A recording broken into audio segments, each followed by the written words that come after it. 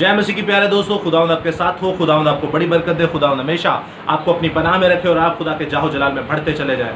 दोस्तों, आज का टॉपिक है गुनाह, जो कि गुनाह कबीरा है। गुनाह जो कि गुनाह कबीरा है। हर एक गुनाह आप जानते हैं रूह के खिलाफ है। मुझे पता है कई लोग नहीं जानते होंगे, कई लोगों को यही पता है जो रूह के खिलाफ गुनाह करता है वो गुनाह है। लेकिन याद रखिएगा दोस्तों, हर एक गुनाह कबीरा है। क्यों? क्योंकि हर एक गुनाह जो हम करते हैं वो बाइबल मुकद्दस के मुखालिफ होकर करते हैं। हर एक गुनाह जो करते हैं वो रूह कुदस की कुदरत से जो लिखा गया हुक्म है उसको तोड़ने के लिए करते हैं।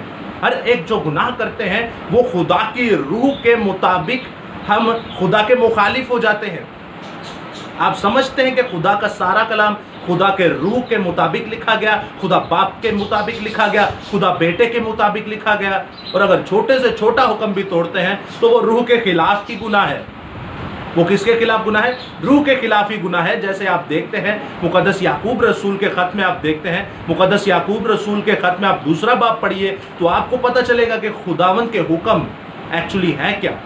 वो कहता है कि अगर आपने सारे हुक्मों में अबूर हासिल कर लिया और अगर एक ही हुक्म तोड़ दिया तो गो कि आपने सारी शरअ का मुखालिफिन हो गए। नजात यस्सु नाम में है, नजात उसके बाद खुदा की शरीयत में है। लेकिन दोस्तों याद रखिएगा, हर एक गुनाह कबीरा है। हर एक गुनाह ऐसा गुनाह है जिसकी माफ़ी नहीं। मिसाल के तौर पे आप यस्सु नाम पर ईमान रखते हैं, आप निजात याफ्ता हैं, आप सारे हुक्मों को भी मानते हैं, लेकिन अगर आप चोरी करते हैं तो क्या आप खुदा की बादशाही में जा सकते हैं? आप सारे हुक्मों को मानते हैं, 613 हुक्मों को मानते हैं खुदा की रूह की बदौलत से, लेकिन अगर आप किसी को गाली देते हैं तो क्या आप खुदा की बादशाही में जा सकते हैं? नहीं, क्योंकि यह है गुनाह खुदा के रूह के खिलाफ किया गया है। खुदा के रूह के बारे में लिखा है कि गाली ना देना, चोरी ना करना, जना ना करना, झूठी गवाही ना देना। अगर इनमें से एक भी गुनाह करते हैं तो खुदा के रूह की मुखालफत करते हैं, रूह के खिलाफ गुनाह करते हैं, रूह के खिलाफ मुखालिफिन है। इसलिए खुदा ने कहा कि पाक बनो जैसे तुम्हारा भेजने वाला पाक है। चाल चलन मिजाजे खुदाबंदी अपनाइए, मिजाज ऐसा हो जैसा यीशु मसीह का था। दोस्तों, ये सुनने में तो बड़ा मुश्किल है और करने में तो उससे भी ज़्यादा मुश्किल, लेकिन कुछ भी खुदावंद में नामुमकिन नहीं है। खुदावंद यीशु मसीहा में सब कुछ मुमकिन है। आपको पता है गुनाह की मजदूरी मौत है।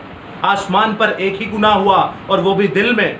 खुदा ने लूसीफर को नीचे फेंक दिया। सबसे पहला गुनाह आसमान की जन्नत में हुआ, तीसरे आसमान पर हुआ, खुदा के तख्त के पास हुआ, अर्शे मुअल्ला पर हुआ।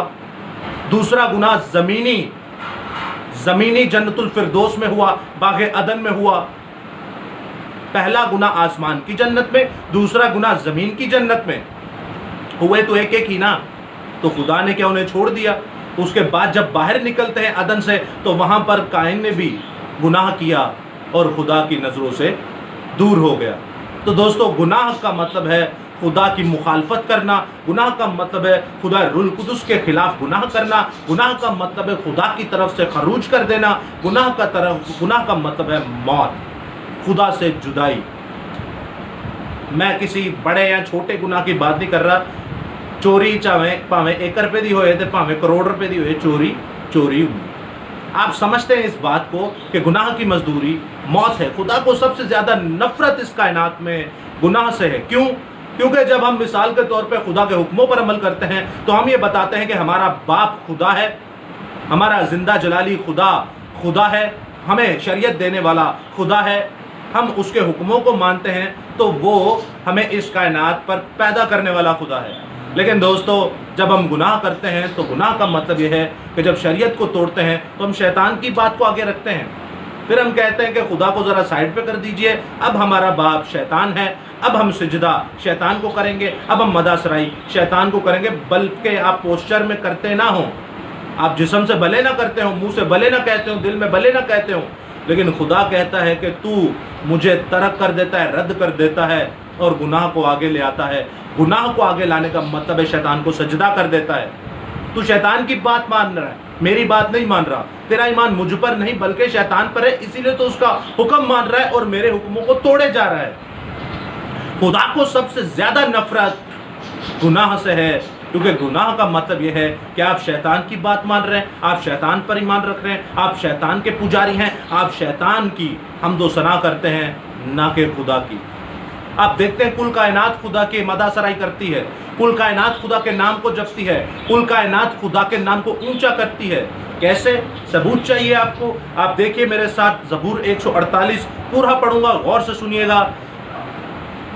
تو یہاں پر کچھ یوں مرقوم ہے اس استباق میں، خداوند کی حمد کرو، آسمان پر سے خداوند کی حمد کرو، بلندیوں اس پر اس کی حمد کرو، اے اس کے فرشتوں سب اس کی حمد کرو، اے اس کے لشکروں سب اس کی حمد کرو، اے سورج اے چاند اس کی حمد کرو، اے نورانی ستاروں سب اس کی حمد کرو، اے فلک لا الفاق اس کی حمد کرو، اور تو بھی اے فضا پر کے پانی، یہ سب خداوند کے نام کی حمد کریں، کیونکہ اس نے حکم دیا اور یہ پیدا ہو گئے، اس نے ان کو عبدالآباد کے لیے قائم کیا، اس نے اٹل قانون مقرر کر دیا، زمین پر سے خداوند کی حمد کرو، اے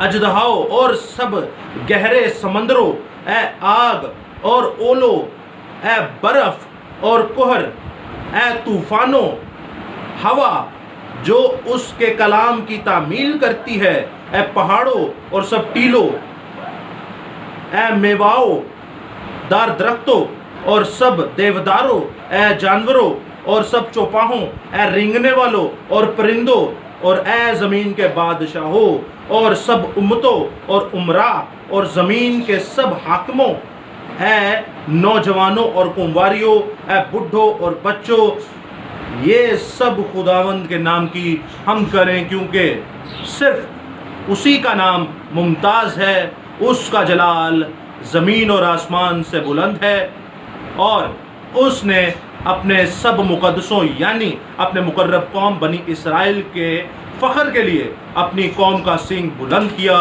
خداوند کی حمد کرو۔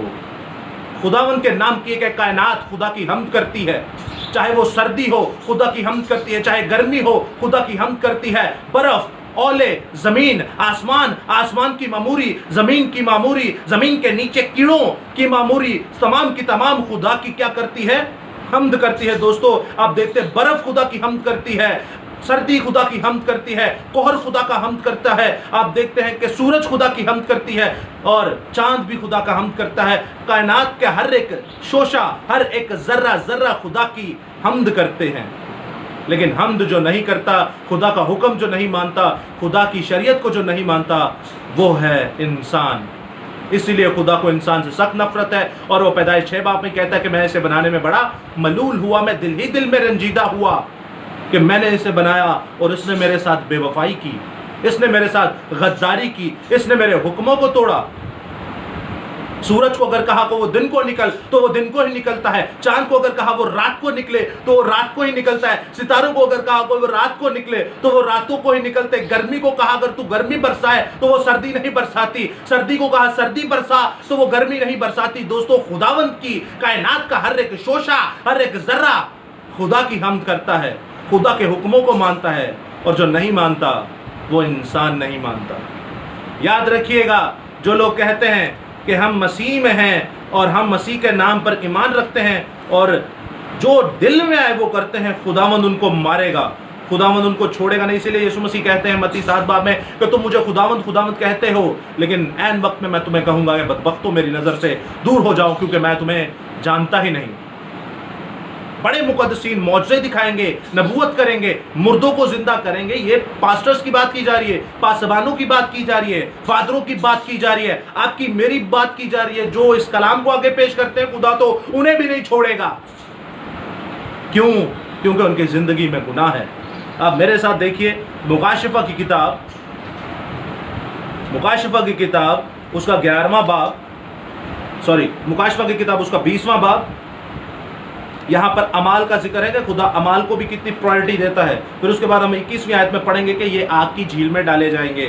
مثال کے طور پہ میں آپ کے سامنے پڑھتا ہوں 20واں باب اس کی 11ویں آیت، یہاں پر آخری تخت کی عدالت ہو رہی ہے۔ 11ویں آیت سے آنورڈ پڑھتا جاؤں گا، سنیے گا۔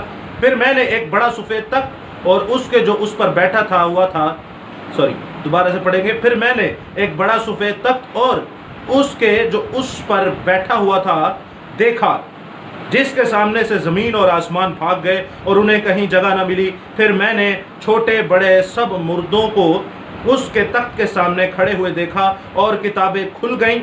پھر ایک اور کتاب کھولی گئی، یعنی کتاب حیات، اور جس طرح ان کتابوں میں لکھا ہوا تھا کہ ان کے اعمال کے مطابق، کن کے اعمال کے مطابق؟ ان کے اعمال کے مطابق مردوں کا انصاف کیا گیا اور سمندر کے اندر کے مردوں کو دے دیا، اور موت اور عالم ارواح نے اپنے اندر کے مردوں کو دے دیا، اور ان میں سے ہر ایک کے اعمال کے موافق اس کا انصاف کیا جائے. کن کے موافق؟ اعمال کے موافق، شریعت کے موافق، خدا کے حکموں کے موافق ان کا انصاف کیا گیا. پھر موت اور عالم ارواح آگ کی جھیل میں ڈالے گئے، اور آگ کی جھیل دوسری موت ہے، اور جس کسی کا نام کتاب حیات میں لکھا ہوا نہ ملا وہ بھی آگ کی جھیل میں ڈالا گیا. پھر آپ 21ویں باب میں دیکھتے ہیں، سب سے جو نیچے آپ 7ویں 8ویں آیت میں دیکھتے ہیں. یہاں پر بھی دیکھیے،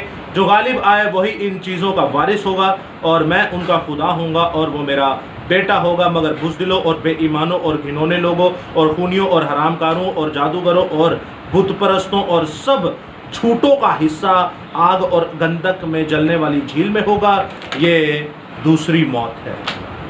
تو دوستو سمجھیے، ہر ایک گناہ کبیرہ ہے، ہر ایک گناہ خدا کے کلام کے خلاف ہے، ہر ایک گناہ خدا کی روح کے خلاف ہے، ہر ایک گناہ خدا کو ناراض کرتا ہے، ہر ایک گناہ کی معافی بائبل مقدس نہیں دیتی. توبہ نہیں چنگی بار بار دی. توبہ کریے، خداوند پر ایمان رکھیے، خدا کے نام کو آگے جپیے تاکہ خداوند آپ کے نام کو اونچا کرے، آپ کی قسمت کو خداوند نکھارے، آپ کو اور پالش کرے. آپ یاد رکھیں، خداوند، ہم کہتے ہیں نا خداوند کا نام اونچا اور ہمارا نام نیچا ہو.